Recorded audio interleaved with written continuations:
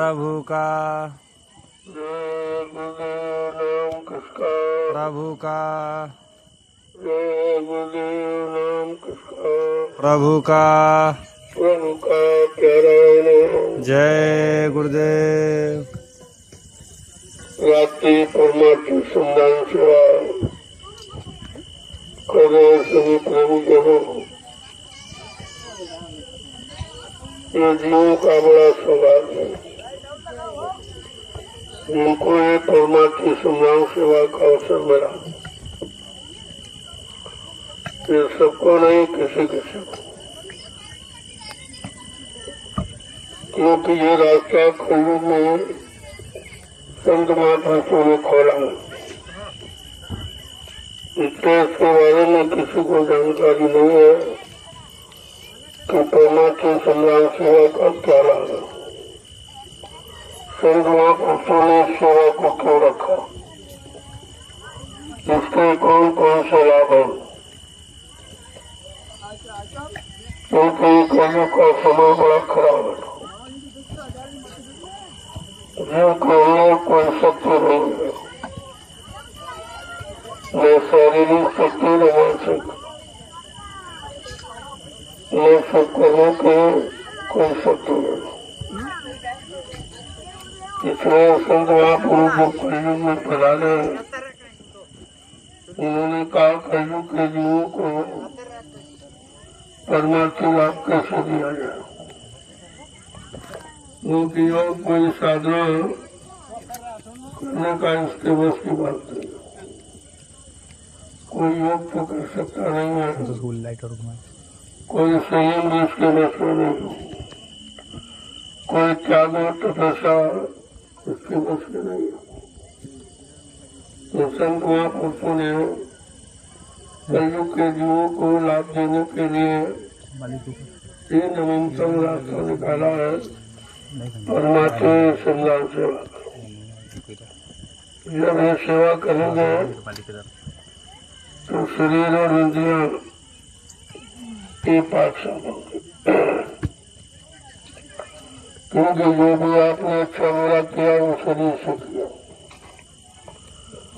और मन बुद्धि चित्त को लगा के किया। इसलिए गंदगी होने पर और उनकी गंदगी को हटाना है, ये किसी की बस की बात नहीं। जब तपस्या करने वाले तपस्वी अपने मन पर कंट्रोल नहीं कर तपस्या करके नहीं कर पाए। योगियों ने योग साधना करके मन पर कंट्रोल नहीं कर पाया और सारी शक्तियों ने मार का ढूंढा क्योंकि मन पर कंट्रोल नहीं कर पाया। तो कब्रों का ये गंदा कमजोर जो अल्पायु अल्पज्ञ है, ये कैसा करेगा। और कलियों में संत पधारे, उन्होंने जीवों को घर पहुंचाने का वादा किया, यानी अपने वादे को ये कैसे पूरा करेगा। उन्होंने जीवों को परमात्मा से लाभ देने के लिए उस सेवा को सुनिश्चित किया। केवल शरीर नमियों से परमात्मा सेवा की जाती, यानी जिस सेवा में जीव का कोई लाभ नहीं, कोई निजी स्वार्थ लोभ लालच नहीं हो। आप सेवा कर रहे हो लेकिन आपका कोई निजी लगाव नहीं हो, तो जाए तो प्रेमी का कभी आदेश दिया, आदेश के अलावा आपको कोई निशाना नहीं हो। और जो शरीर इंद्रियों से करोगे उसको तो लाभ मिलेगा। जैसे बीमारी है, परेशानी है, दुख तकलीफ है, ये आपके कम हो जाएगी। और जैसे भूत प्रेत ये परेशान कर रहे हैं, ये भी कम हो जाएगा। और जो भी सेवा आप करोगे उस सेवा से जो व्यवस्था बन रही है जैसे आगे आने वाले समय में लाखों लाख लोग इस धरने पर आएंगे, इसी धरने पर बैठकर सिमरन नाम भजन करेंगे, यानी नाम की साधना करेंगे, सत्संग सुनेंगे और सेवा करेंगे। ये लाभ कितने लाखों लाख लोगों को, यही आपका परमात्मा लाभ। कहने का मतलब ये है कि सेवा के बारे में किसी को जानकारी नहीं, इसीलिए हिंदुस्तान में आप कहीं चले जाओ, चाहे राजनीतिक हो चाहे धार्मिक, ये सेवा कोई नहीं करा, किसी को सेवा का लाभ नहीं मालूम। फिर तो संतों को मालूम, ये संतों की निजी मौत यूं पर है कि भाई इसको कमजोर है, इसको कैसे लाभ दिया जाए। तो उन्होंने कहा भाई शरीर इंद्रियों से जो आपने बुरा और खराब और पाप जो कर डाला, इतना जिसका ढेर तो ढेर है, जिसके कारण कोई जीवन से जा नहीं पा रहा, क्योंकि काल माया के देश में नियम है, जब तक जो उसके कर्म करने का भुगतान नहीं करेगा वो किसी को यहाँ से निकलने नहीं देगा। यही बंधन है, इस बंधन को कोई नहीं तोड़ पाया।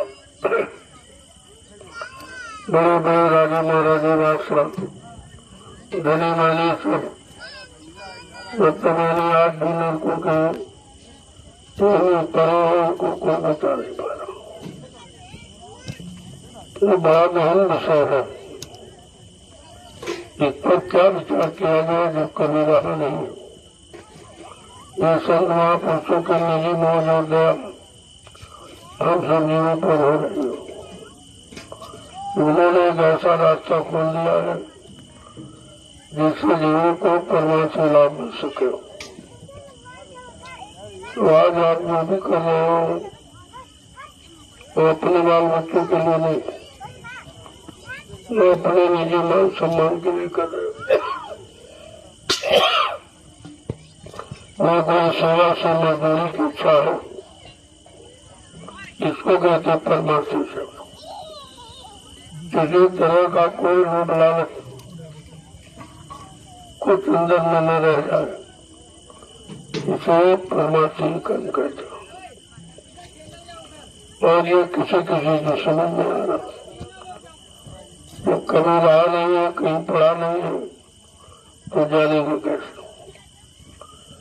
लेकिन जो दया कृपा से आ गए हैं वो एहसास कर रहे हैं, कितने तरह की बीमारियां कम हो गई, परेशानियां कम हो गई, लड़ाई झगड़े कम हो गए।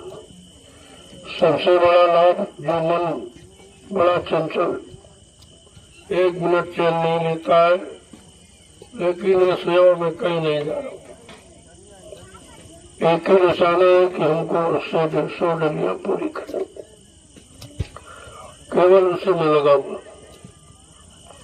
मन को एकाग्र करने का कितना अच्छा तरीका, जो किसी से एकाग्र नहीं हुआ आज इस सेवा से एकाग्र। यह संतों का विषय, उनका निजी सोच है जिनके लिए तो जो लगे हैं वो कितने भाग्यशाली हो, क्योंकि आपको भजन तो आप नहीं पा रहे, मन आपका साथ नहीं लेता है, और कोई हो गए जब तप रहे वो भी आपसे नहीं हो रहा। गंदे खान पान और गंदे से नशे गंदे कर्मों के कारण जहाँ गंदगी है वह कोई अच्छा ही नहीं है। और ये इतनी बड़ी गंदगी फैल गई है, सारा मानव समाज गंदे खान पान में डट गया, गंदी सोच गंदे कर्म हो गए, अब उसका परिणाम फल भी गंदा। जिसको आप परेशानी देते हो, दुख तकलीफ देते हो, तो एक तरह की नहीं, तरह तरह की।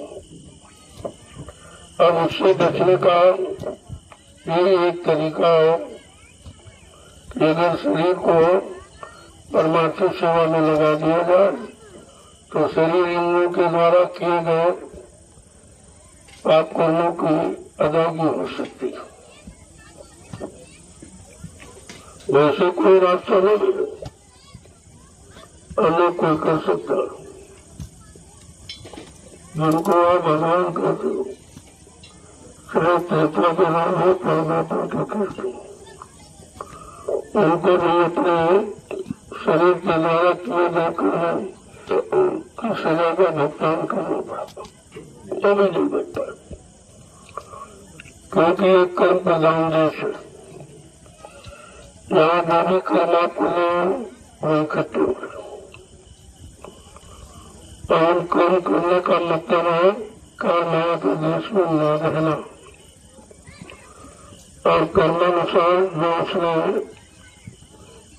जिस शरीर बना रखे उसमें बार बार जन्म और मरण नहीं हो रहा। कितनी बार आप जन्मे हो और ये संस्कार बिना पैदा हुए तो मरने को जरूर, लेकिन मुझे नहीं मालूम है कि मैं किसमें पैदा हुआ। अगर मरने के लिए पैदा हुआ तो पैदा होने का मतलब क्या हो? वो तो सारे शरीरों की स्थिति पैदा होने तो मरेंगे, लेकिन मानव शरीर कुछ अच्छा काम करने के लिए मिला है। वो अच्छा सच्चा कर्म क्या है? अपने जीवात्मा को जगाना और परमात्मा से मिला, ये सबसे अच्छा कर्म है। जिसके आगे कोई अच्छा कर्म नहीं, और जिसने ये कर लिया उसने अपने मानव जीवन को सफल बना लिया। बाकी ये खाना पीना कमाना सोना मरना त्याग करना अलग बच्चे पैदा करना तो सारे सभी कर रहे हैं। चाहे पशुओं को देखो, पक्षियों को देखो, कीड़े मकोड़ों को देखो, सब यही कर्म करते हैं। उनको अच्छा कर्म खट कर्म कहा गया। आहार निद्रा भय मैथुनस्य, खाना पीना सोना कमाना मरना त्याग करना अलग बच्चे पैदा करना, ये सारे शरीरों का कर्म, सारे कर्म और ये सभी करते। अगर आप इन्हीं कर्म तो सीमित हो तो तुम्हारे पशुओं में अंतर क्या है? जो पशु कर रहा हो तुम कर रहे हो।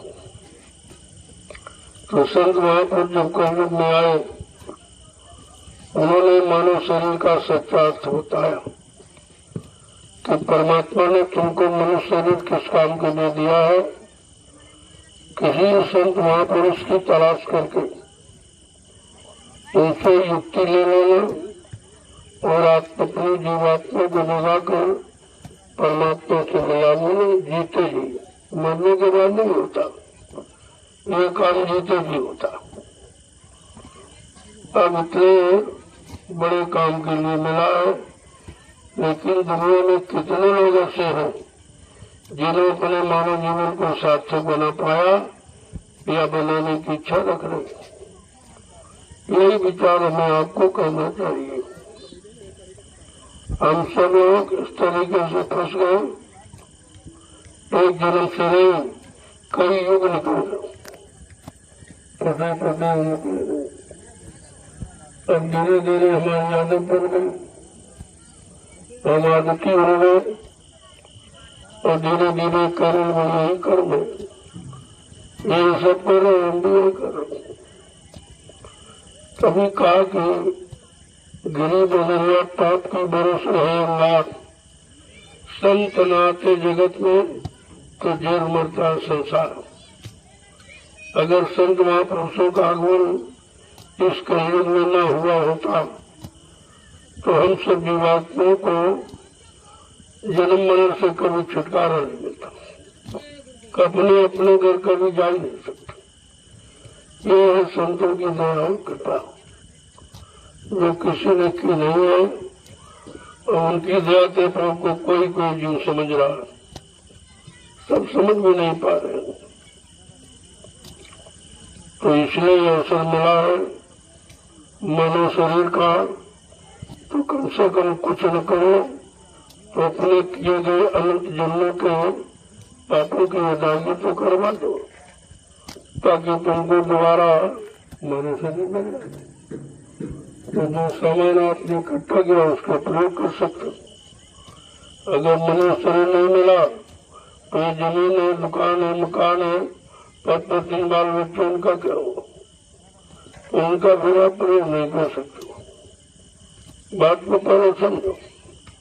अगर अपने द्वारा संचित किए हुए कर्मों का लाभ लेना चाहते हो तो इस मानव जीवन के बारे में संत महापुरुषों की तलाश करनी पड़ेगी, जिनको मानव जीवन का अर्थ मालूम है।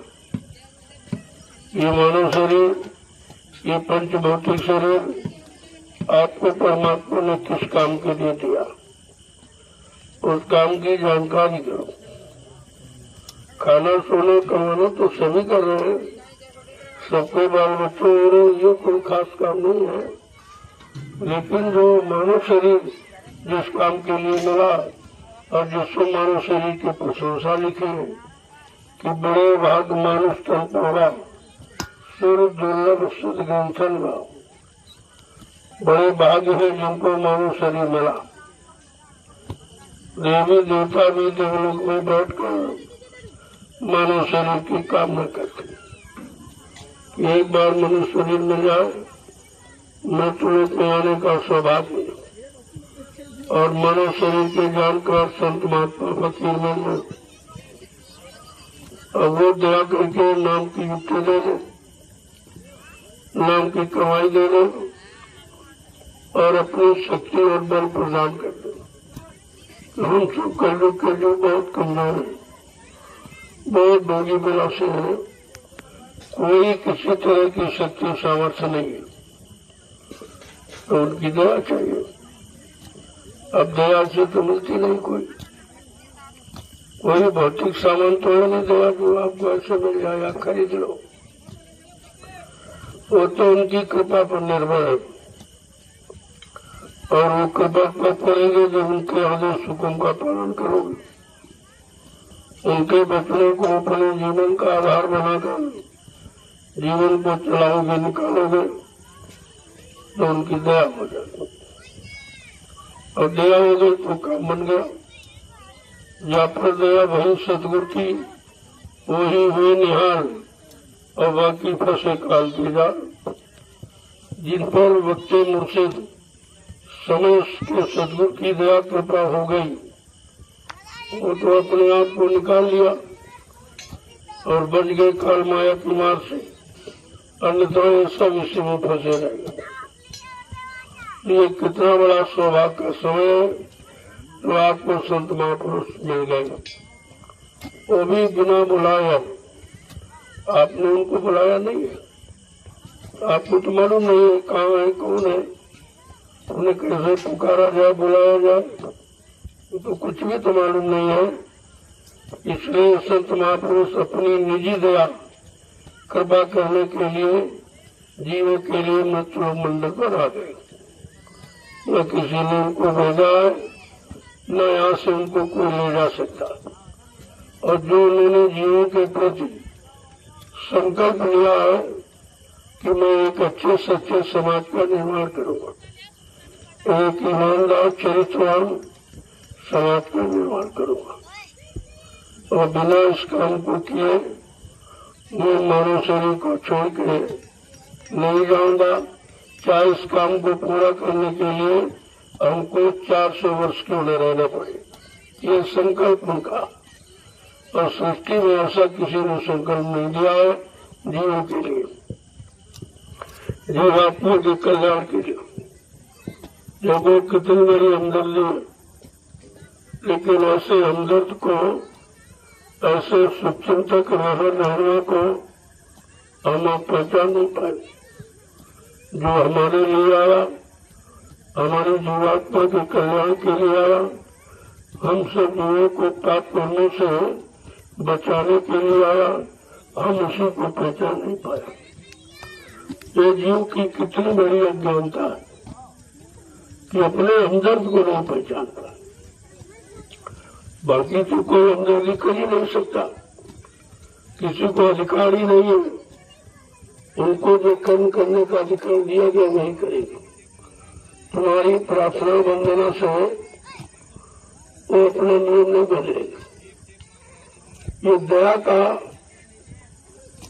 जो जीवों पर करते हैं तो केवल संतों को अधिकार दया करने का, माफी करने का। जो भी आपने बुरे पाप कर्म किए उनको माफ करने का अधिकार सृष्टि में केवल संत महापुरुषों को, किसी को नहीं।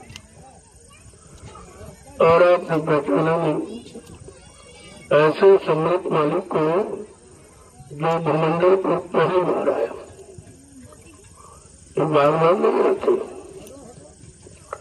और आए इसलिए कि जो बहुत युगों से फंसा पड़ा है, अभी तक अपने घर में पहुंचा, तो कहते लाग दया को मुक्त संता।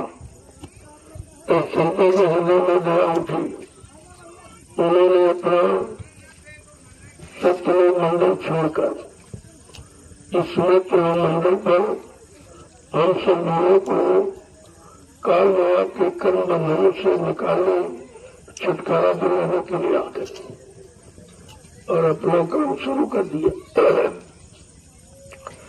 लेकिन कितने लोग उनको पहचान नहीं, कितने लोग जान रहे कि हमारा हमदर्द कोई नहीं इनके सिवा, क्योंकि ये काम पर कर नहीं सकता। बुरे पाप करने से माफी को दिला नहीं सकता, तो अधिकार किसी को नहीं है। इतना बड़ा काम करने जो सृष्टि में आया हो, हम लोग उनको पहचान नहीं पाए। हमारी आपकी बुद्धि में इतनी प्रकार सफाई निर्भरता नहीं है कि उनकी दया के पास मेहरबानी को देखकर हम उनको अपना बना लें या वो हमारी बन जाए। ऐसी भी कोई युक्ति हमारे पास नहीं है। लेकिन फिर भी उनकी मौज देखिए कि हम लोग उनके काबिल नहीं हैं, तो फिर भी दया कर रहे हैं। ये उनकी निजी मौज है, इसमें कोई किसी तरह का तर्क वितर्क नहीं कर सकता। वो निजी मौज है, वो कैसे जीवन को ले जाए तो किसी को क्या मालूम, और कैसी दया किस पर कर दे ये भी कुछ नहीं मालूम। उनकी मौत के आगे कोई कुछ कर नहीं सकता। उनको सब तरफ से जीवों को जगाकर घर पहुंचाने का पूरा अधिकार है, और उसी अधिकार का उपयोग कर रहे हैं। लेकिन हमने आपने कभी अधिकार पढ़ा नहीं था, कभी लिखा पढ़ी नहीं, किसी ने कहा नहीं, क्योंकि जब कोई आया ही नहीं तो बताता कौन। न सतयुग में आए, न त्रेता, न द्वापर में, और न 5,500 कलयुग के नगर में। संत तो अभी आए हैं, लगभग 750 वर्ष पूरे होने जा रहे, जब से कबीर साहब आए। सर्वप्रथम कबीर साहब आए थे, वहीं से संत मत चला, वहीं से संत नाम सुनने को मिला, और धीरे धीरे उनकी दया का एहसास जीवों को होने लगा कि भाई ऐसी तो दया किसी ने की नहीं। उनकी क्या मौज है, क्या इच्छा है, किस जीव पर कैसे खुश हो जाए तो कोई नहीं जानता। ये तो उनकी निजी खुशी है, और किसको क्या दे दे भी नहीं कोई जान सकता, और उनको दिया हुआ कोई वापस नहीं कर सकता। वो जिस पर दया कर दे वो दया को कोई काट नहीं सकता। ये सब व्यवस्था हमें आपको ध्यान में रखनी चाहिए, तब तुम दया के पात्र बन पाओगे और उससे दया ले सकते हो। ऐसे तो आपको मालूम नहीं उनके पास क्या है। उन्होंने तो मानव तन धारण किया है, तो आप समझते हमारे जैसे हाथ पर नाक कान मुंह वाले हैं, लेकिन ये तो मनुष्य शरीर की पहचान है। अगर मानव शरीर में ना हो तो आप उनको बिल्कुल नहीं पहचान पाओगे, तो उनके पास ही नहीं आओगे। तो कहा जीव उदाहरण मानव तन धारा, जीवों के उद्धार के लिए वो मानव शरीर धारण किया है नहीं धारण किया। इसीलिए शरीर के किसी अंग में कोई विकार नहीं है, किसी तरह का कोई विकार नहीं। और ये लाभ उनको उनका दर्शन करो और स्पर्श करो या तो तुमको स्पर्श कर दो, ये उनकी पहचान है।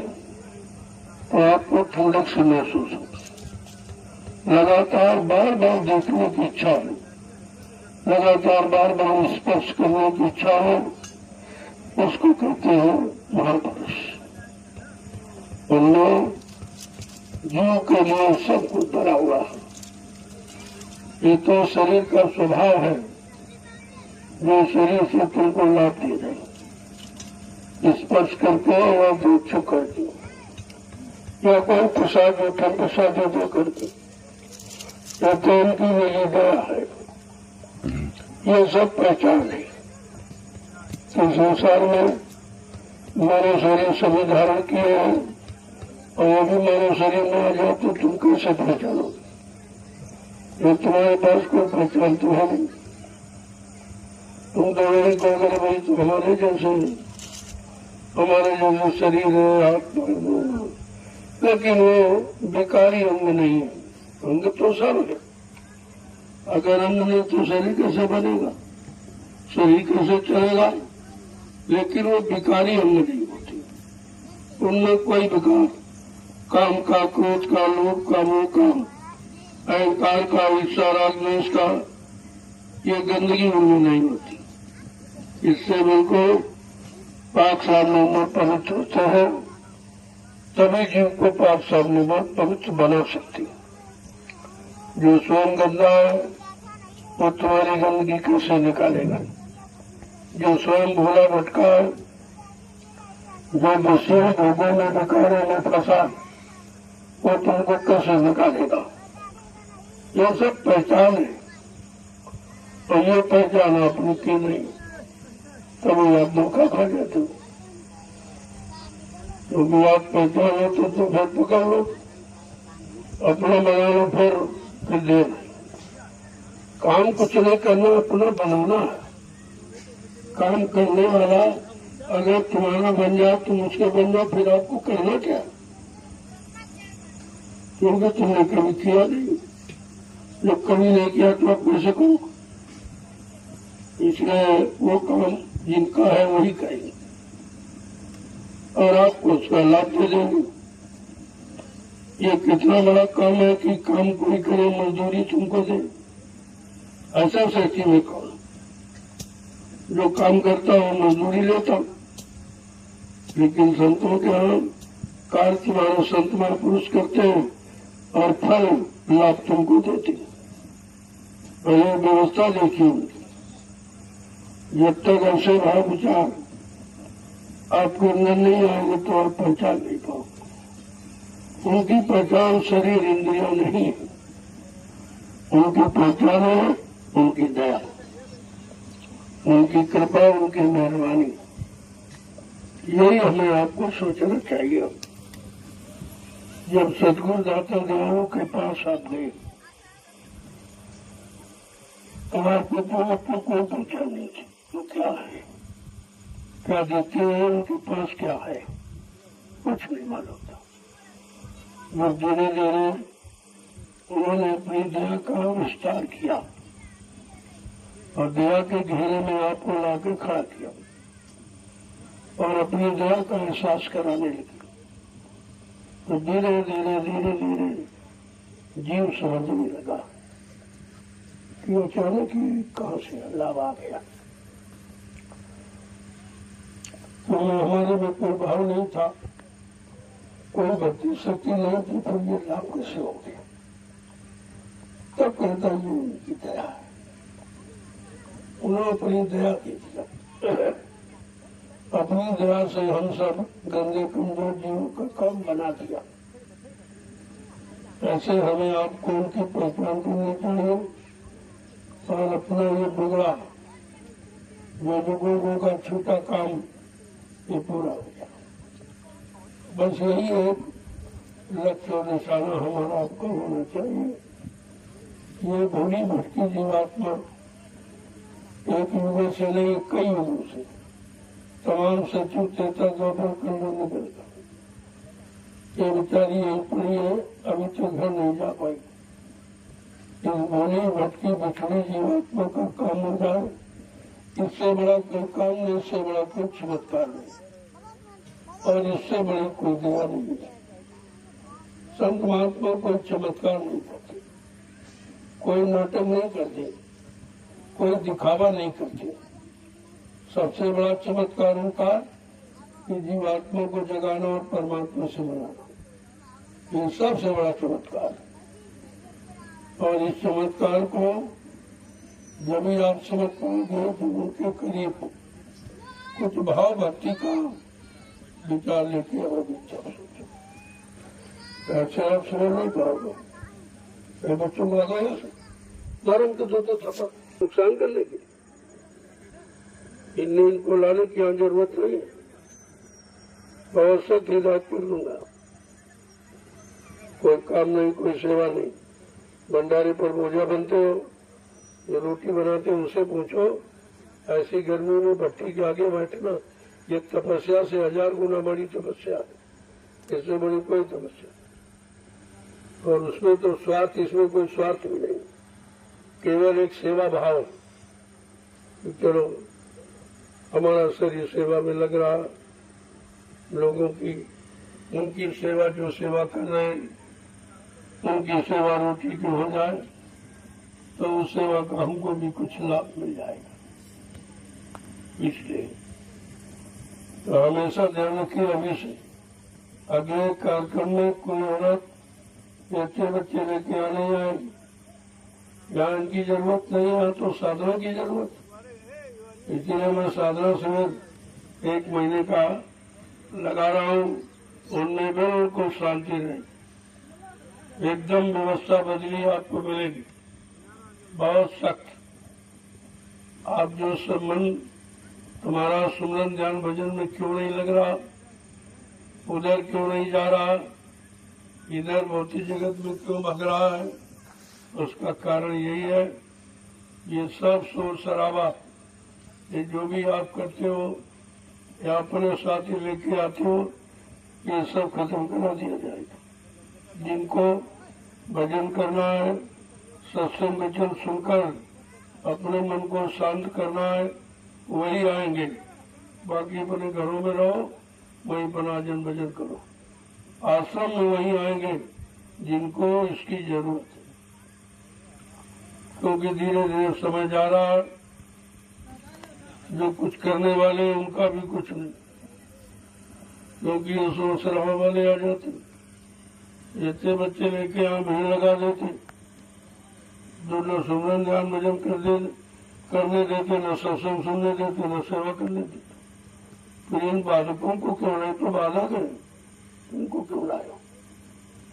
जब तुम समान सुरक्षा नहीं कर सकते हो तो फिर इनको यहाँ लाने की जरूरत है। ये विरोध नहीं है, ये तुम्हारे लिए समझौती है, क्योंकि ऐसे वैसे भी तुम नहीं कुछ कर पाओगे और ये झगड़ा झंझट साथ में लेके आते, तो ये ऐसा नहीं।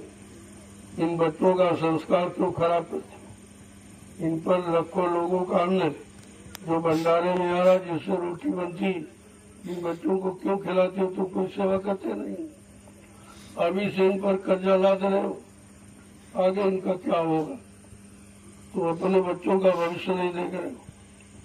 जब तुम्हारे बस का नहीं है, तुम अपना नहीं बना पाए, अपने मन को शांत नहीं कर पाए, जिन बाल बच्चों का सुधार तुम क्या करोगे? इसलिए कुछ कार्यक्रम ऐसे होते हैं जिनमें पाकशाह जीवों को बुलाया जाता है, जिनके मन बुद्धि चित्त पाकशाह निर्मल पवित्र, वो भजन करेंगे, साधना करेंगे और वही परमार्थी जगत पर चल सके, वही सफलता पा सके। इसलिए अब बहुत सोच समझकर यहाँ चलने की जरूरत है। चाहे जितनी भीड़ हो, बिल्कुल कुछ शोर नहीं आपको सुनाई देगा। ऐसे लोगों की जरूरत है। अब वो भीड़ भाड़, अब मेला नहीं लगाना, अब मेल सिखाना है कि आपस में मिलजुल कर तुम कैसे रहोगे, एक दूसरे के काम हो। तुम्हारे में भी तो ये कुछ है नहीं, कहने को सत्संगी भाई और करते निर्दिन रोज लड़ाई। तो आपस में झगड़ा करते हो तो तुम किसी के झगड़े झंझट को कैसे निपटा सकते? ये संत मत है, ये प्रेम प्यार मोहब्बत, ये सेवा दया सदाचार, परमात्मा की यादगार, माँ बहन बेटी बहू की पहचान का मत है। ये भौतिक जगत वाला नहीं है जो जी चाह जहाँ मन दौड़ा दिया, जी चाह वो खा लिया और पी लिया और दृष्टि से भला बुरा देख लिया, कर्म से भला बुरा सुन लिया, वो विषय यहाँ नहीं है। संत मत बिल्कुल अलग थलग, शरीर इंद्रियों से नहीं, आत्मा से काम। जो आत्मा में जो परमात्मा ने एक आंख, एक कान, एक नाक दे रखा, उसका तो अभी शुरुआत नहीं हुआ। जब शुरुआत नहीं हुआ तो काम कैसे आप करो, करे नहीं पाओगे। तो इसलिए एक मौका जो 1 महीने का, श्रावण के महीने में, श्रवण माने कानों से सुनना, ये महीना भजन का है।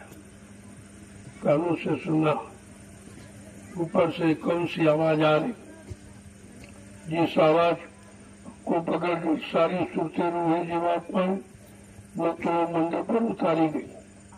जब तक वो आवाज खोलने वाला कान और पकड़ाने वाला महापुरुष नहीं मिलेगा, तब तक हमारा आपका काम कोई नहीं कर सकता। अपने आप को समझो और महापुरुष को अपना बना लो तो ये बिगड़ा काम ठीक हो जाए। ये काम हम सबको करना है। हम सब बिल्कुल नए, कुछ नहीं जानती।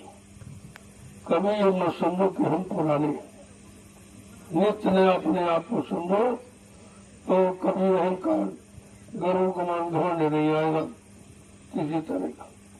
और यह संत मत में बहुत जरूरी। अगर गुमान घमंड नहीं गया, काम क्रोध मदलोक की जब तक मन में खान, गोस्वामी पंडित मूर्ख और दोनों एक समान। सच्चे साधक के अंदर ये बिल्कुल नहीं होना चाहिए। और इस गंदगी से हम सब लोग अभी भरे हैं, निकाल नहीं पाए। लेकिन जो प्रेमी निकालने का प्रयास करते वो भी सौभाग्यशाली, कम से कम लगे तो हैं। अब जब लगे हैं और चल रहे तो किसी न किसी दिन अपनी मंजिल को पा जाएंगे। और जो चला ही नहीं है वो कैसे पहुंचेगा? एक एक वचन को बड़े सावधानी के साथ, केवल सुनने का विषय नहीं, करने का विषय बनाकर अपने मन को पकड़ाओ। मन ने भौतिक जगत के ऐसे साधनों को पकड़ रखा है जिसके कारण आध्यात्मिक वचन उसके समझ में नहीं आ रहा, उनको नहीं पकड़ पा रहा।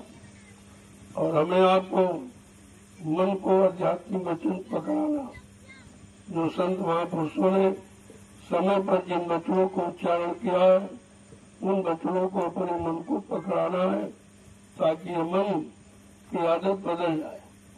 और आदत ही इबादत होती, आदत ठीक तो सब कुछ ठीक। और क्या ये आदत ही इसकी खराब हुई है?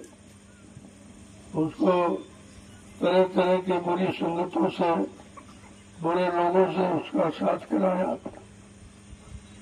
और बड़े शब्दों को सुना है, बड़े शब्दों का प्रयोग किया है, तो सब बुराई बढ़ गई। अब किस तरह से झाड़ू लगा के आप बुराई को, गंदगी को निकालो? वो है सत्संग वचनों की झाड़ू। अगर पकड़ ली और लगाना शुरू कर दिया तो एक न एक दिन ये अंतःस्तर बिल्कुल पाक सामने में पहुंच हो जाए। फिर आपको कोई काम कठिन नहीं दिखाई। कठिनाई तो गंदगी के कारण है। इतनी गंदगी पहले से जमा है, कोई अच्छा काम करने में मन लगता ही नहीं। मन अच्छे काम की सलाह देता ही, बुरे कामों की सलाह बहुत जल्दी देता है, क्योंकि हमारी पुरानी आदत बुरे काम, बुरे कर्म को करने की बनी, उधर जाने में उसको देर नहीं लगती। और उधर ये नया रास्ता संत महापुरुषों ने जो बनाया, वो मन को पकड़ाना। इसने कहा जिन्होंने मार मन डाला उन्हीं को सूरमा कहना। संत महापुरुष कहते हैं जिन्होंने अपने शैतान मन को कंट्रोल नियंत्रण में कर लिया, अपने अनुसार उसको चला लिया, वो सच्चा सूरवीर। मारने का मतलब मोड़ना अपने तरफ, संत महापुरुषों के वचनों की तरफ, उनकी नाम की युक्ति में लगाना, ये मोड़ना है। इस तरह जिन्होंने मार मन डाला उन्हीं को सूरमा कहा। सच्चा सूरवीर इस भूमंडल पर वही है जिसने अपने भोगी विलासी विषयी मन को मोड़ दिया और संतों के वचनों पर चलाकर इसको पाक साफ निर्मल पवित्र बना दिया। कहते थे वो सच्चा सूरवीर। कहते और तुम्हें कुछ नहीं कलयुग में करना। कलयुग में कोई जब तक कोई पूजा पाठ, कोई अपेक्षा तपस्या कुछ नहीं, क्योंकि वो समय नहीं है और शरीर में उम्र नहीं और शरीर की ताकत नहीं, तो कैसे करोगे आप? तो इसलिए कलयुग में जितने पिछले साधन उनका संतों ने बहिष्कार कर दिया। उन सबको तलाशी दी कि कलयुग के जीवों के बहिष्कार यह साधन पिछले युगों का नहीं है, क्योंकि वो शरीर को मन और मन की ताकत, इंद्रियों में संयम, त्याग वगैरह और अच्छा खान पान, ये उसमें कुछ है नहीं, अच्छा कर्म। लिहाजा वो कर्म इस चीज से नहीं कमाए जा सकते, नहीं किए जा सकते। तो संतों ने कहा अरे तुम कुछ मत करो, न तपस्या के पीछे न योग भोग के पीछे, अब तुम शैतान मन के पीछे पड़ो और इसको संतों के वचन से मोड़ो। और नहीं कोई मोड़ सकता। संतों के वचन ही ऐसे हैं जो इसको हर तरफ से बचाकर सुरक्षित कर देंगे। कहा कि इसको मोड़ो, पढ़ो तुम इसी के पीछे और सभी जतन तजना।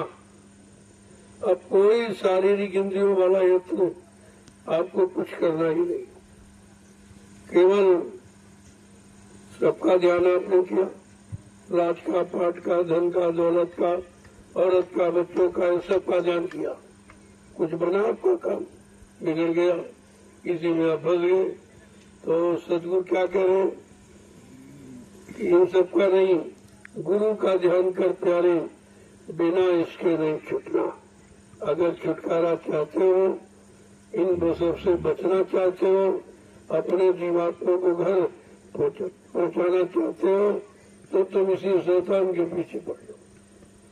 इसी मन को कंट्रोल नियंत्रण में, मन को गुरु वचनों में लगाकर, गुरु के द्वारा दी हुई नाम की साधना में लगाकर, क्यों मन तो भजे गुरु का नाम। अब आपको जबान से नहीं उच्चारण करना है, मन से। जब मन से नाम लोगे, मन को नाम के जपने में लगा दोगे, तो इसका भगना, इधर उधर दौड़ना बंद हो जाएगा और आप ये करते नहीं हो। जबान से करते करते मन खाली हो जाता, या तो भाग जाए या तो नींद आ जाएगी। तो इससे काम लो, जो ज्यादा भग रहा हो इधर उधर, उसको काम में लगा दो। उसका भगना बंद हो जाएगा। तो हमें आपको काम में लगाना मालूम नहीं था, और जिन लोगों ने बगैर गुरु के काम में लगाया बेचारे फेल हो गए। यहाँ से भागकर जंगलों में चले गए, गुफाओं में बैठ गए, वहाँ भी ये मन शैतानी करता रहा, वहाँ भी मन से इनको छुटकारा नहीं मिला, और मन ने इनको वहाँ से भटका बरमा दिया और फिर इनको फंसा दिया। लिहाजा संतों ने पूरा अनुभव किया कि आखिरकार इस शैतान मन को कंट्रोल नियंत्रण में कैसे किया जाए।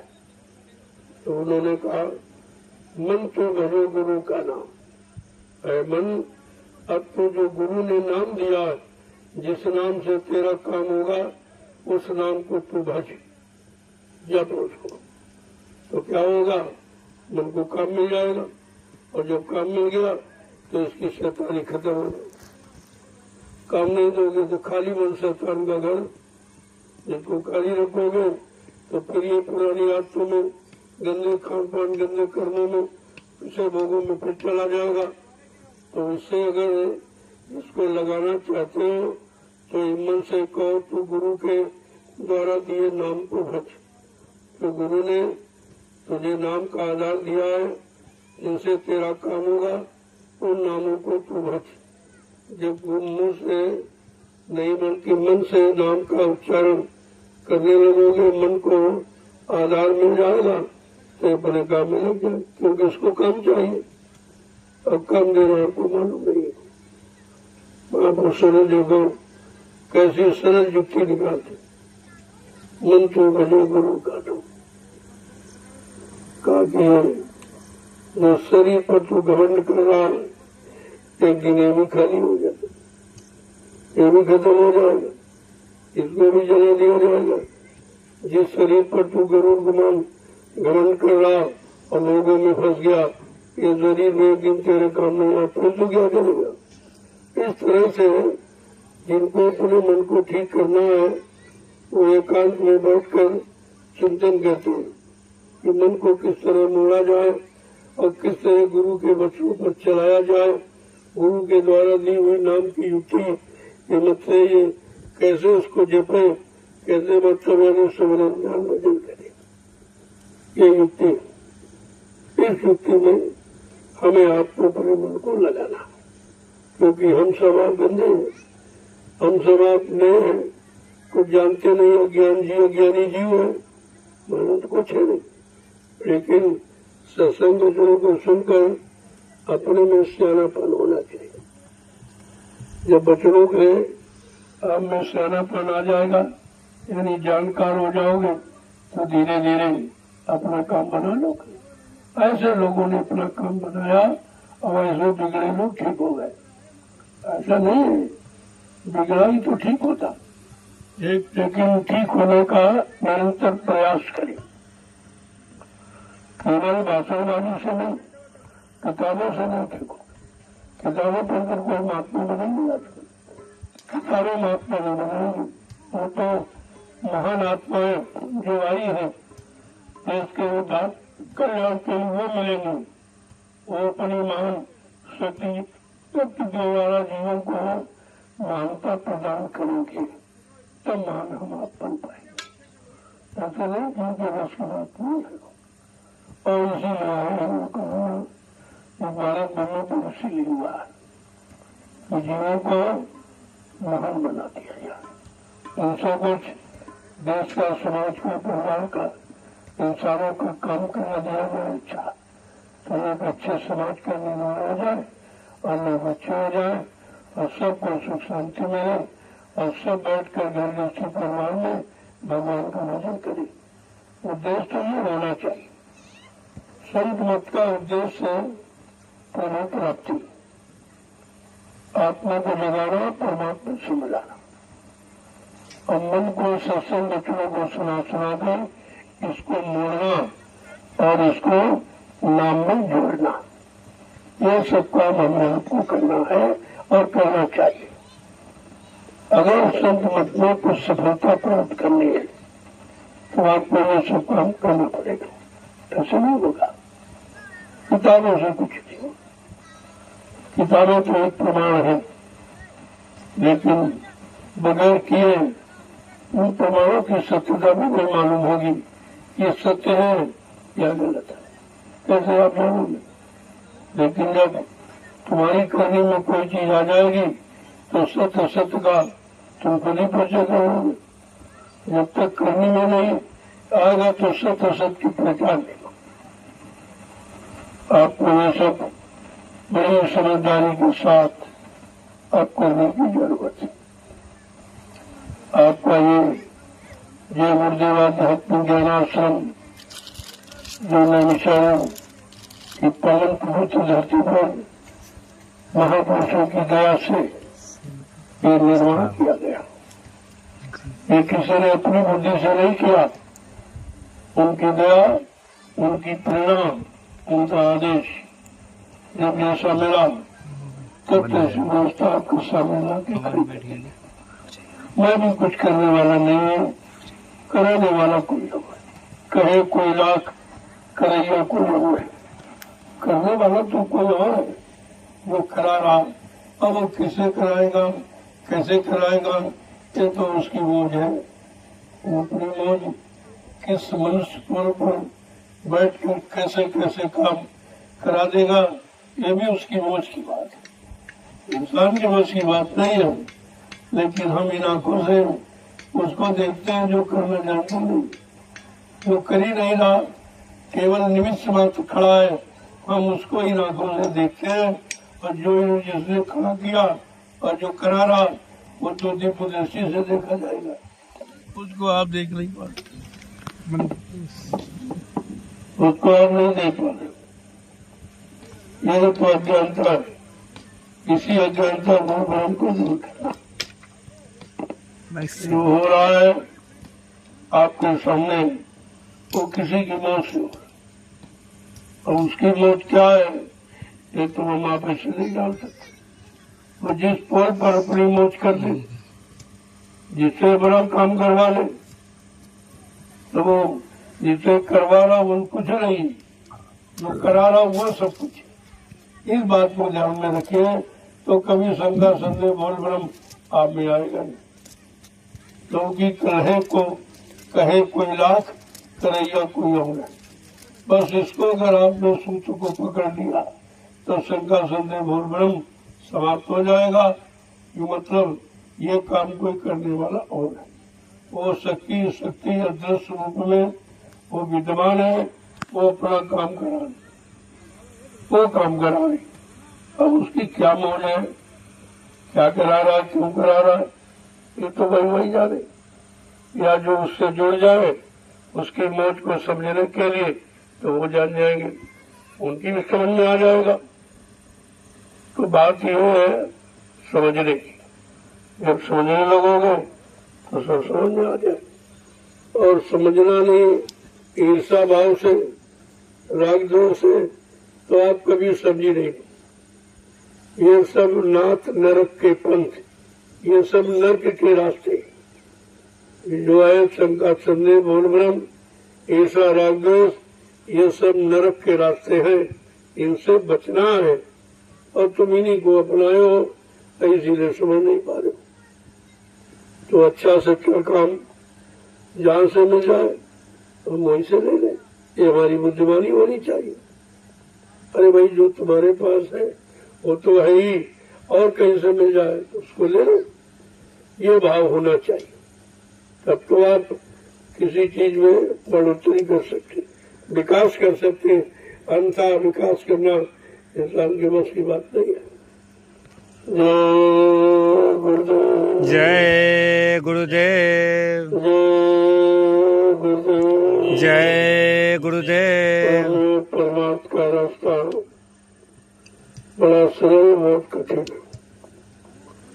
अगर समझ में आ गया तो बहुत सरल, और उलझ गए शंका संदेह निंदा आलोचना में फंस गए तो बहुत कठिन होगा। और यही तुम कर रहे हो। अरे निंदा आलोचना की जगह अच्छाई सच्चाई को क्यों नहीं पकड़ते?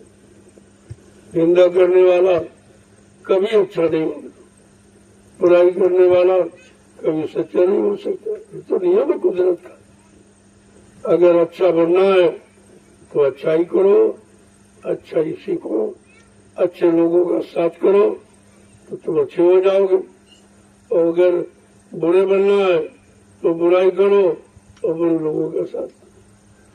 संगत गुणा में संगत गुण जाए, ये तो निश्चित है, लेकिन समझ में जीव प्रेम भी नहीं आया। वो अपने प्रेमियों की बुराई करता, वो तो सबसे खराब, उससे ज्यादा खराब कोई नहीं। जो अपने सत्संगी भाई की, गुरु भाई की बुराई करे, वो तो सबसे निकृष्ट, उससे खराब दुनिया में कोई। और टाट वाली की बुराई की तो नकली टाट वाली, ये तो बहुत बार आपको सत्संगों में बाबा जी ने बताया, लेकिन तुम्हारे पास सत्संग का वचन ही नहीं है, तो तुम सुनोगे क्या और सुनकर अपने आप को या अपने मन को समझाओगे क्या? जो समय निकल गया वो तो चला गया, क्या मिला भी निकला गया। बुराई करते करते, निंदा करते करते सारा समय निकल गया, कुछ मिला आपको? और अब करोगे तो क्या मिलेगा? समय जा रहा, ये समय आपको फिर मिलेगा नहीं। इसलिए जो समय मिला है इसमें अच्छा काम करो, सच्चा काम करो। अच्छाई सच्चाई जब तुम्हारे अंदर आ जाएगी, तुमको सब अच्छा ही दिखाई देगा, सब सच्चे ही दिखाई देंगे, कोई बुरा दिखाई ही नहीं देगा। ऐसी अपनी दृष्टि बना लो तो ये काम सब जल्दी हो जाए। लेकिन आप नहीं करोगे तो कैसे हो? आप देख लीजिए तुम्हारे सामने ये मालिक की मौज है, ये दया है, जो 3 आश्रमों का निर्माण कितनी जल्दी होगा। जबकि मथुरा में 45 करोड़ प्रेमियों की सेवा और शारीरिक श्रम से एक आश्रम बन पाया, और यहाँ 3 आश्रम बन गए। ये दया नहीं तो क्या? ये दया किसी इंसान की नहीं है, ये दया मालिक की। उनकी मौज हुई कि चलो एक लोगों ने गंदा कर दिया, स्वार्थी लोगों ने अपना स्वार्थ समझा कि आश्रम हमारा हो जाए, जमीन हमारी हो जाए, ये सब हमारा हो जाए, तो उन्होंने ये नाटक किया। लेकिन नाटक कभी सफलता नहीं दिला सकता, ये हमेशा ध्यान में रखिए। और वो सच्चाई मैंने आपके सामने खोल दी कि चलो एक पर आपने अपना स्वार्थ दिखाकर का हमारा कब्जा हो गया, हम अधिकारी हो गए, हम उत्तराधिकारी हो गए, तो मैंने 3 आश्रमों का निर्माण किया। मैंने नहीं किया, मालिक की दया ने की, लेकिन माध्यम तो कोई न कोई बनता है। और माध्यम को ये कोई किसी तरह का अहंकार नहीं होना चाहिए, कोई अहंकार। और आप देखिए आश्रम तो 3 बने, लेकिन 1 इंच जमीन में रहना, 1 पैसा मेरा बैंक में नहीं, क्योंकि ये पैसा मेरा नहीं, ये प्रेमियों की गाड़ी कम है। हम इस पर अपना अधिकार कैसे जमाएं? हमारा अधिकार नहीं, लेकिन सेवा भाव में जो आपने दिया है उसको सही जगह लगाने का ये मेरा कर्तव्य है, वो कर्तव्य को मैं निभाता हूँ। इस बात को ध्यान में रखिए, यहाँ मेरा कुछ नहीं है, यहाँ सब संगत का, प्रेमियों का है, प्रेमियों के काम के लिए, प्रेमियों की व्यवस्था के लिए ये सब बनाया जा रहा। तुम्हें नहीं मालूम है कि एक दिन सारा परिवार अगर एकजुट हो गया तो मैं कहाँ बैठा लूंगा? कोई जगह तो ऐसी नहीं है। अब आप लोगों ने कहीं बनाई नहीं, तुम्हें निंदा आलोचना बुराई से फुर्सत नहीं। अरे तुम्हें तो सहयोग करना चाहिए, परिवार के नाते और भाई के नाते तो सहयोग आपको करना चाहिए। सहयोग कुछ नहीं, निंदा आलोचना बुराई में जुट गए, लिहाजा कुछ नहीं, और यह सब काम हो गया। हाथी अपना रास्ता जा रहा और कुत्ते भूखा करते। कुत्तों की आवाज अगर हाथी सुनने लगे तो उसका रास्ता रुक जाएगा। तो इस तरह से जो काम करने आया है, जिसको काम करने का आदेश हुआ वो तो काम करे, वो आदेश का पालन करना, और तुम निंदा आलोचना बुराई में, अरे तुम भी पालन करो। तुम्हें भी करने का उतना ही अधिकार है जितना जो कर रहा है। ऐसा नहीं कि तुमको उसको ज्यादा तुमको कम, ऐसा कुछ लेकिन तुम करना नहीं चाहते हो। तो इसलिए अब समय परिवर्तन का करीब है। अब आपने कोई जगह बनाई नहीं तो परिवर्तन कहाँ होगा? अगर पूरा परिवार आ गया तो कहाँ खड़ा करोगे? मैं हिंदुस्तान के समस्त प्रेमियों से पूछ रहा हूँ, अगर परिवार सब इकट्ठा हो जाएगा तो आप कहाँ खड़ा करो?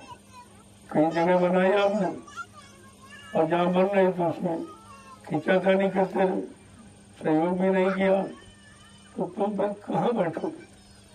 तुम्हारा क्या होगा अपने बारे में सोचो आप।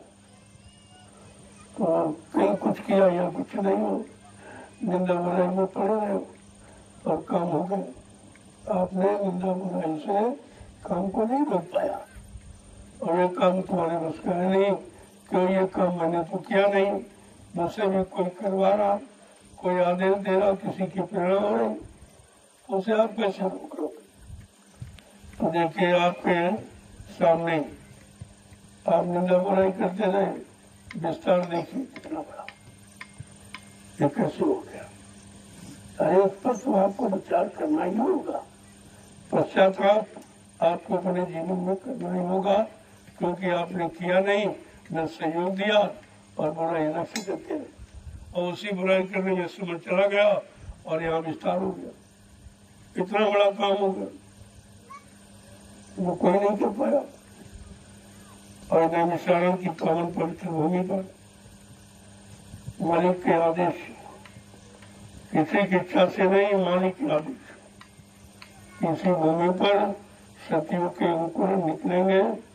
ये वचन, इसको आधार बनाकर ये भूमि यहाँ तैयार की जाएगी।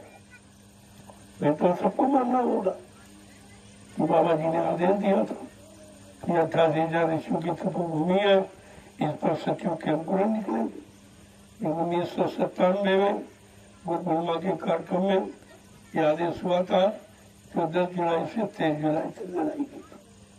वो पुराने प्रेमी होंगे, उनको तो पता होना सुना, लेकिन भूल गए बेचारे, विश्वास नहीं गुरु पर कर पाए कि जो कहा है वो कैसे पूरा होगा। तो अंकुरण कोई आसमान में नहीं निकलेगा, जमीन पर, ये जमीन पर सतियों का अंकुरण होगा। वो जमीन कितनी पावन पवित्र होगी, इस पर कभी बैठ के विचार किया आपने? आखिरकार गुरु ने उच्चारण क्यों किया, इस भूमि का चुनाव क्यों किया कि 88,000 ऋषियों की तपोभूमि है, यहीं से सतियों के अंकुरण निकलेंगे? आखिरकार ये कहा था, यहाँ कोई मनमानी से किया जाए, ये आदेश है और आदेश का पालन हो रहा। इसलिए दया से इतनी जल्दी काम हो गया। अगर मनमुखी अपने मान सम्मान के लिए किया गया होता तो कुछ नहीं होता, और तुम्हारे सामने देख नहीं दिया, आपने सहयोग नहीं किया, लेकिन काम हो रहा। आपने निंदा रूप से बुराई करने में समय निकाल दिया और ये काम हो गया। प्रेमियों की सेवा मिल गई और तुम सेवा से वंचित, आज भी वंचित हो, क्योंकि तुम्हारा दृष्टिकोण निंदा करने का है। ये सब ध्यान में रखना चाहिए। क्या गुरु ने आपको निंदा करना सिखाया और अपने प्रेमियों की निंदा? ये कहाँ पर आपने सुना? बाबा जी ने तो साफ स्पष्ट कहा है, 3 बातें सदैव याद रखना, न किसी की निंदा करना, न सुनना, ये उसके पाप में बोझ से दब जाओ। ये पहला वचन, संत मत का पहला वचन, वो भी तुम्हारे से पालन नहीं हुआ। और कहा, कम खाना जिससे आलस न हो, भजन में मन लगेगा, और गम खाना बर्दाश्त करना, ये समय खराब है। तो 3 चीजें महान हैं, और 3 में से तुम्हारे पास एक भी नहीं, तो तुम क्या कर सकते हो? जब गुरु का एक भी वचन तुम्हारे पास नहीं है तो तुम कर ही क्या सकते हो? बुराई की सेवा और आप कुछ नहीं कर सकते। अगर जीवन बुराई में निकल जाएगा फिर आपको मिलेगा नहीं, फिर दोबारा नहीं मिलेगा। जो समझते हो कि दोबारा फिर मिल जाएगी। कबहू करी करुणा निर्देही, देत ईश विनिहित स्नेही, कभी कभी करुणा निधान कृपा दया मेहरबानी करके ये मानव नून मंदिर हमें आपको दे देता कि जाओ अब की बार किसी संत महापुरुष की तलाश करके अपने घर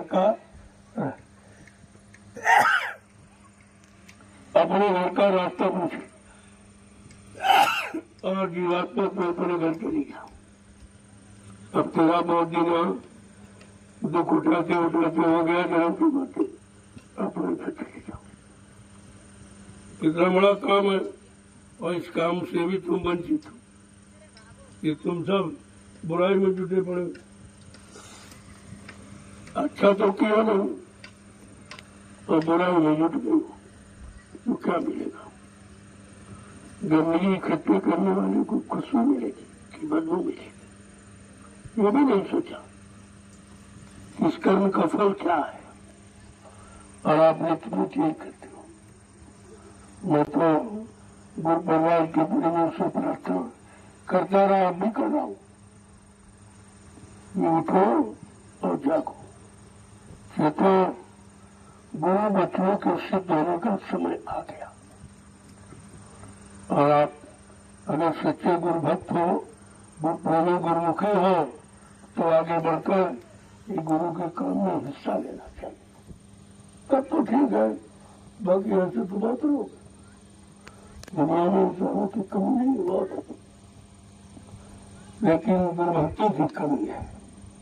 इंसानों की कमी नहीं है, इंसान तो अरबों खरबों है, लेकिन गुरुभक्तों की कमी है। गुरुभक्त कौन है, इस पर आपको विचार करना चाहिए।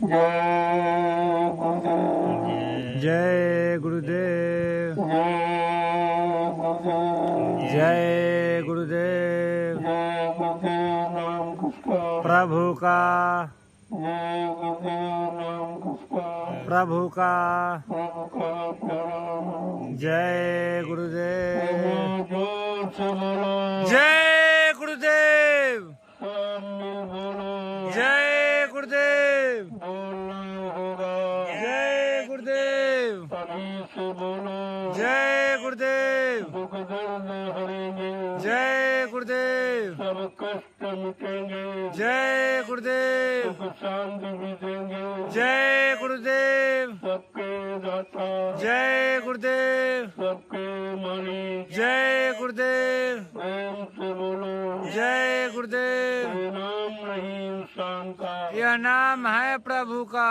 ये काम नहीं इंसान का। यह काम है प्रभु का। इन बातों को याद रखिए।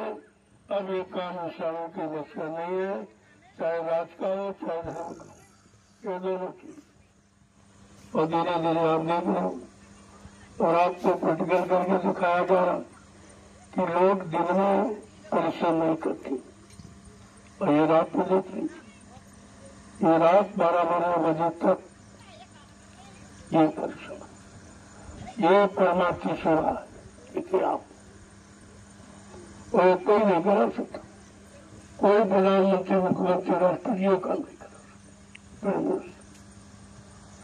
देखिए तो बिल्कुल अलग है, हो रही।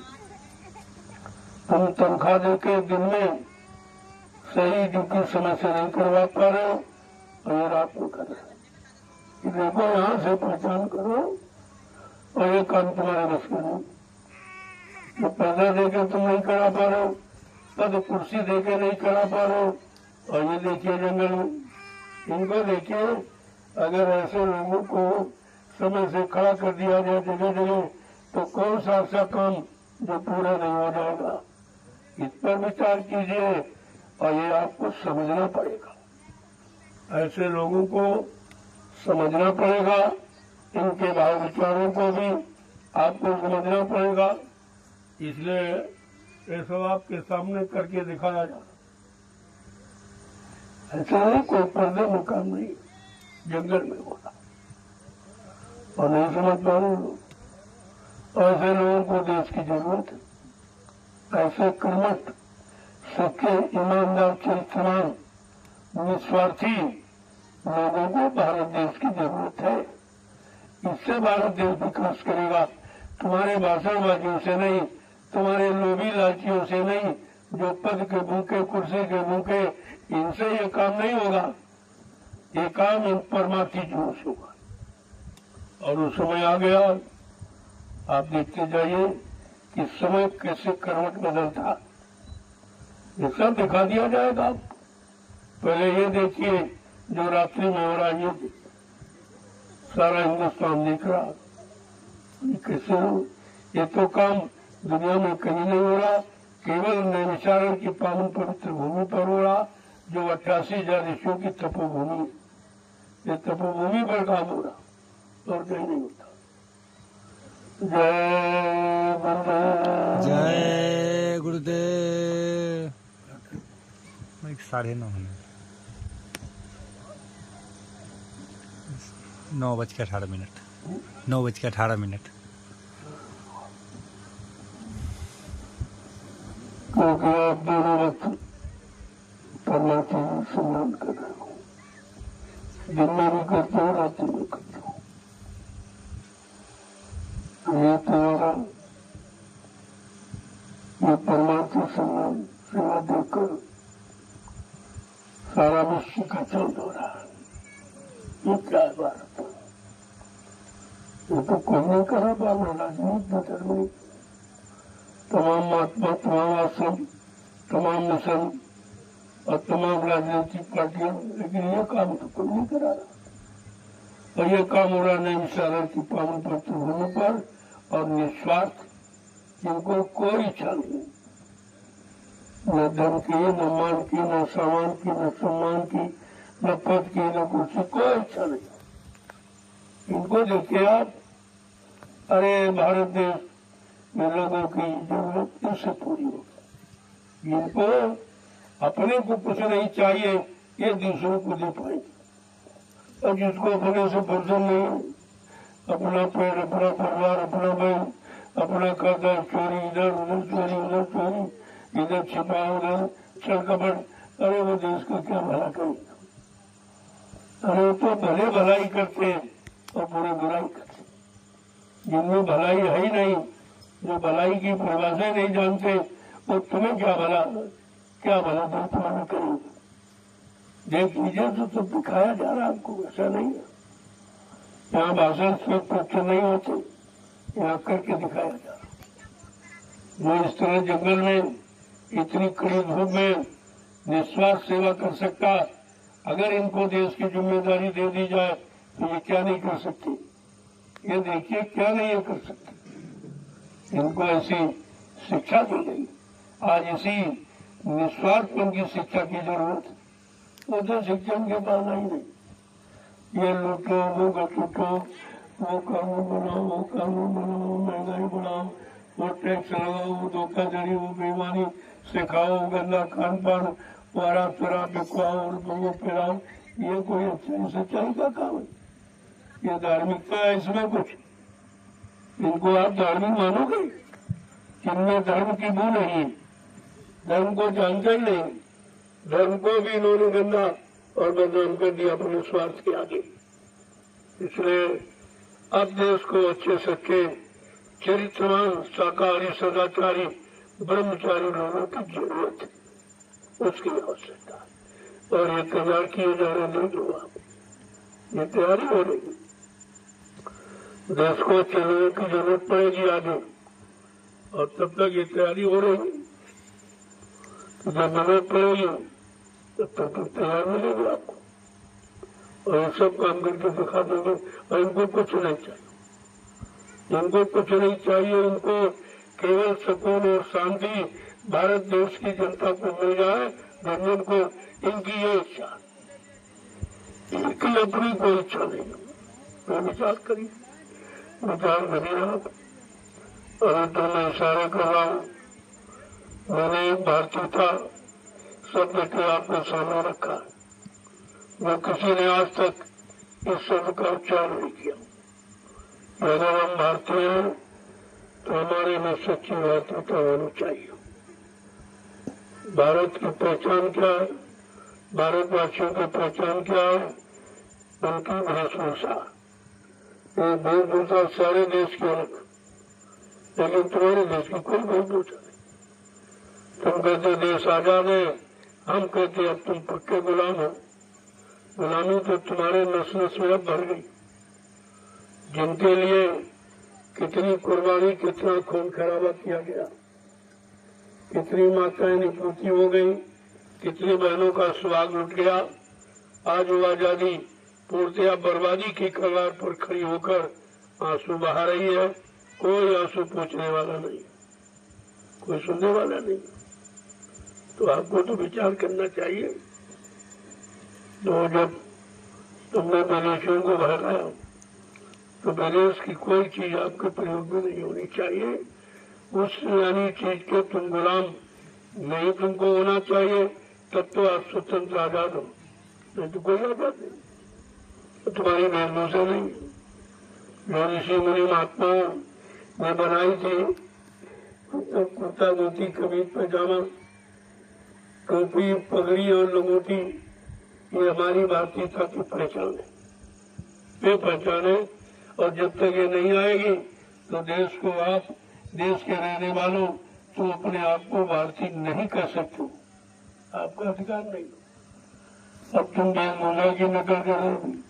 अंग्रेजों को तो आपने भगाया, खून खराबा किया, लेकिन उनकी वेशभूषा पैंट पत्रों अभी आप पहनते, तब भी उन्हीं का प्रचार करते, उन्हीं की बनाई वेशभूषा आप धारण करते। लिहाजा अगर सच्चे भारतवासी हो तो इनका पूर्णतया परित्याग करना चाहिए। अपनी भारतीय वेशभूषा में आ जाइए, देखिए देश की स्थिति कैसी होती है। जो पढ़ेंगे उनके मन पाक साफ निर्मल हो जाएंगे और जो देखेंगे उनके, क्योंकि सादगी हमारे देश का नियम है, हमारे देश की पहचान है। सादा जीवन उच्च विचार, ये है उन्नत का आधार। इस पर आपको आना पड़ेगा, ऐसे कुछ नहीं होगा।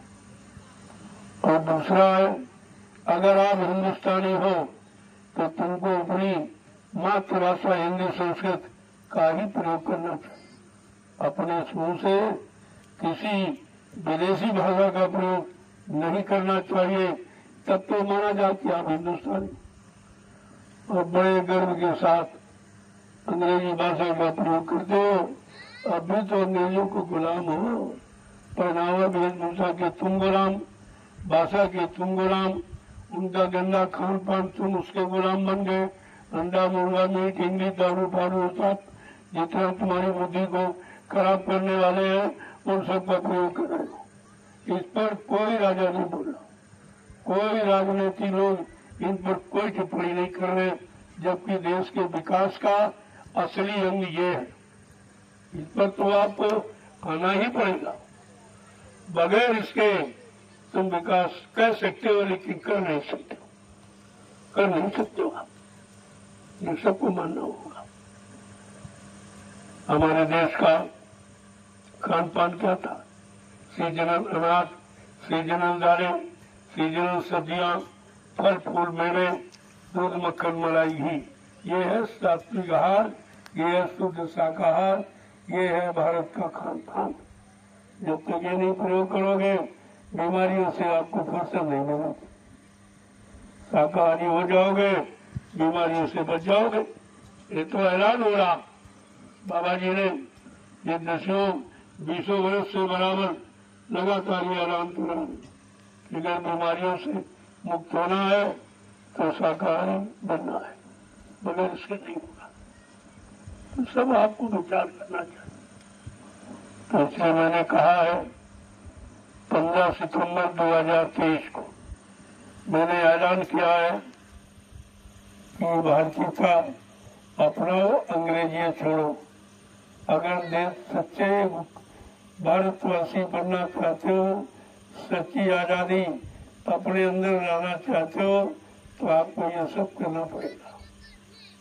ये मैंने ऐलान 15 सितंबर 2023 को किया।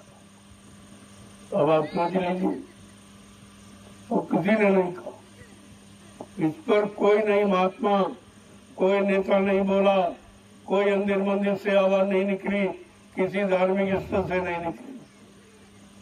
जो मैंने 15 सितंबर 2023 को कहा था। ये अंग्रेजियत छोड़ो, भारतीयता अपनाओ, ये मूल मंत्र है भारत का, और आपको अपनाना पड़ेगा, नहीं तो कल बगैर इसके सच्चे सुख शांति आ नहीं सकती। आपस में प्रेम प्यार मोहब्बत आप ला नहीं सकते। तुम्हारे भाषणों से नहीं आएगा, करनी से आएगा, और करनी जब तुम्हारे में नहीं है तो तुम देश की जनता में वो करनी कैसे ला सकते। इसलिए ये देश भाषणों का नहीं है, ये देश है करनी का।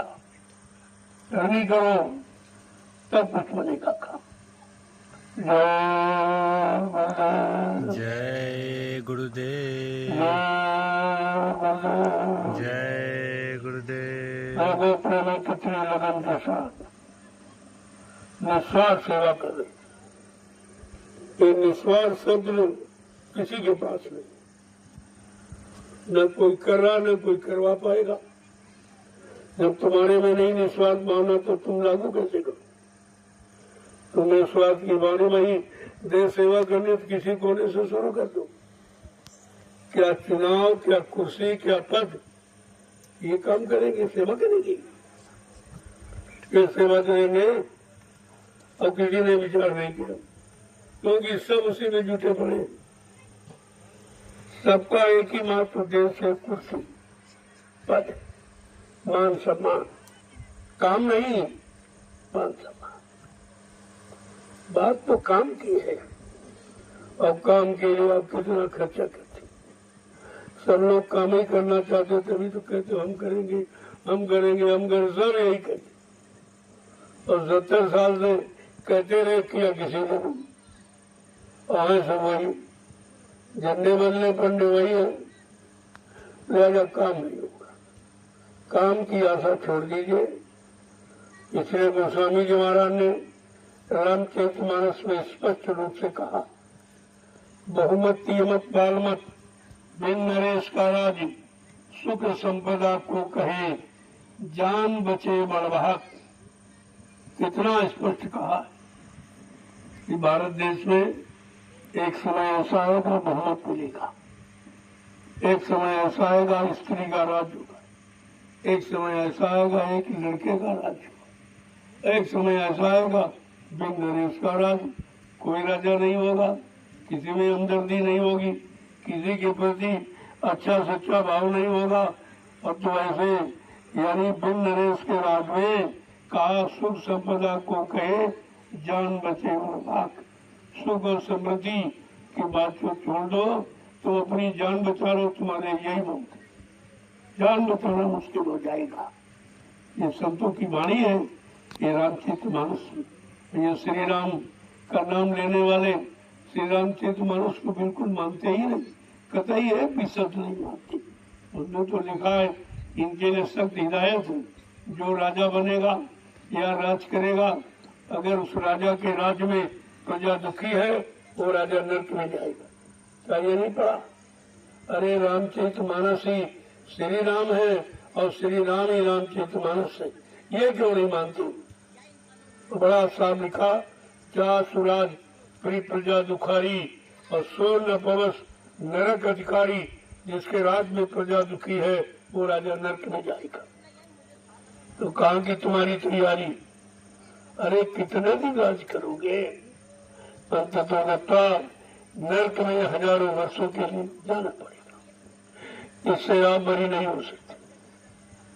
सब कुछ कर सकते हो लेकिन इससे बच नहीं सकते। ये तुम्हारे अधिकार में नहीं। महात्माओं ने हमेशा सचेत किया, वो डराते धमकाते नहीं, वो निंदा आलोचना बुराई के दृष्टिकोण से नहीं, वो समझाने के दृष्टिकोण। जब जो राज पर संकट आया, इतिहास उठा के देखे, उस समय के महात्माओं ने सही रास्ता बताया। महाभारत अभी आप रोज देखते हो, उसमें कोई नहीं बोला। जब अन्याय हो रहा है, पाप हो रहा है, कोई नहीं बोला, किसी की हिम्मत नहीं बढ़ी थी। लेकिन नहीं, उस समय बोलने वाला था कौन? महात्मा विदुर। ये महात्मा का काम है और किसी का काम नहीं कि राजा को गलत रास्ते से रोकना। देश को संकट से बचाने की युक्ति बताना ये महात्माओं का कर्म आदिकाल से रहा और आज भी किया जा रहा। मानो न मानो ये तुम्हारी बात है, लेकिन वो अपना काम जरूर करते, ताकि कोई ये नहीं कह सकता अरे भाई कोई बताने वाला था नहीं, कोई इशारा करने वाला था नहीं, तो खुलेआम आपको हो रहा, तो सोचना पड़ेगा आपको।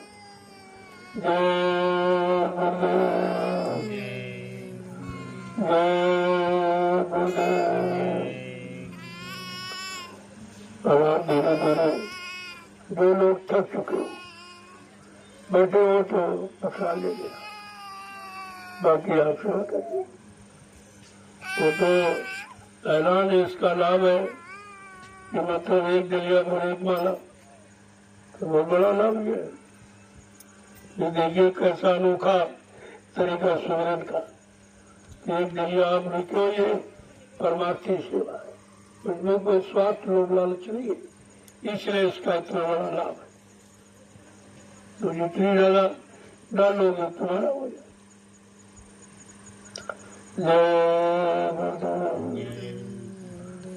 तो जो लोग थक गए या बैठे हो तो प्रसाद लो, बाकी जो करे अपना अच्छी बात है, वो अपना करते रहे। ये तो जितना करोगे उतना तुम्हारा होगा। संत मत नगद मजदूरी देता है, यहाँ उधार नहीं होता, नगद जितना करोगे उतना लाभ आपके हाथ में। इसलिए यहाँ कोई शंका संदेह की बात नहीं की जाती, तो स्पष्ट है सामने आपका। करोगे मिलेगा, नहीं करोगे तो कुछ नहीं मिलेगा। इसलिए और ये ऐसा है कि सब भजन तो आप नहीं कर पा रहे, सत्संग याद नहीं रख पा रहे, अरे सेवा तो कर सकते हो। अगर ये भी नहीं करोगे फिर क्या करो? अगर ये भी छूट गए तो फिर 84 जाओ। अगर इस सरल सस्ती सेवा से चूक गए तो 4 खान 84 नरकों की योनियों से छुटकारा नहीं मिलेगा, फिर आपको जाना ही पड़ेगा। उसमें कोई मदद नहीं कर सकता, क्योंकि मदद और बचाने का यही एक तरीका है, और उसको आप अपनाते नहीं हो तो फिर कैसे आपका काम होगा। तो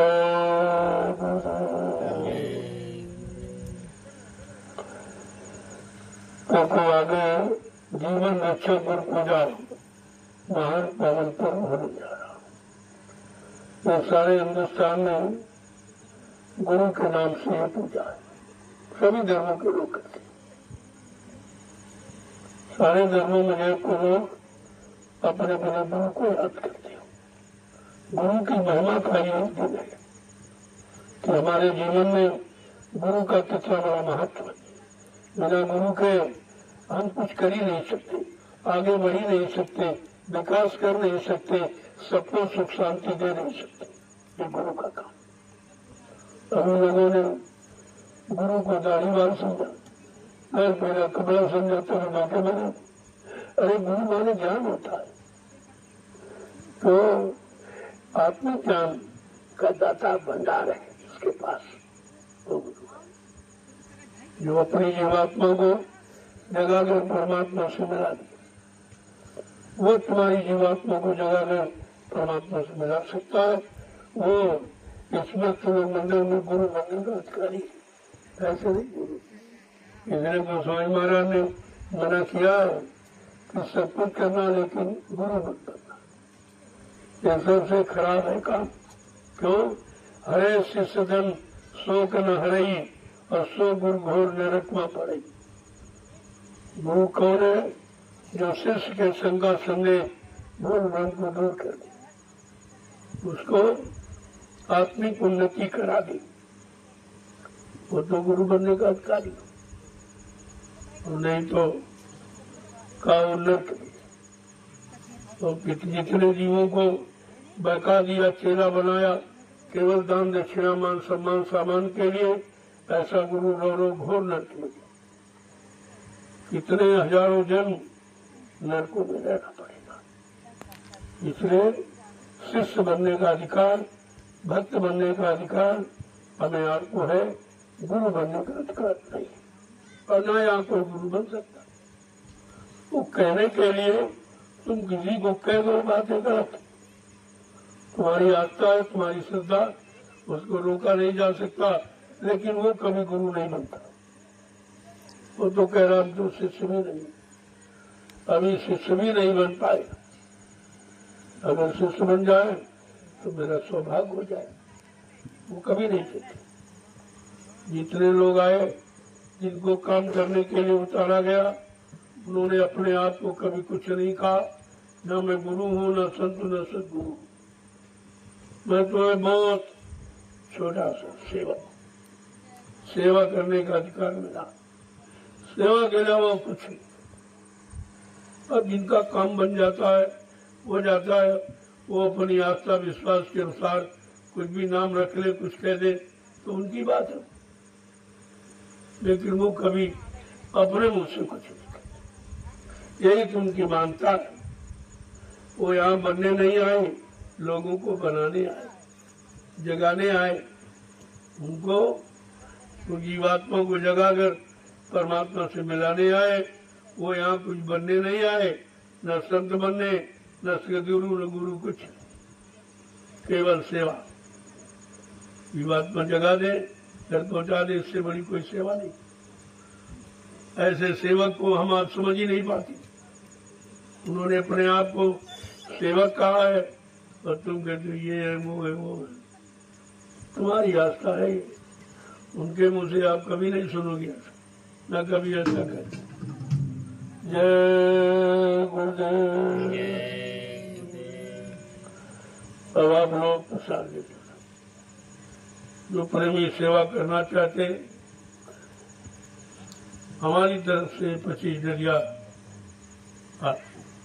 20 आपकी, 5 हमारी, क्योंकि हम तो कोई सेवा कर नहीं पा रहे, हम तो बुढ़े हैं, हम सेवा नहीं हो पा रहा।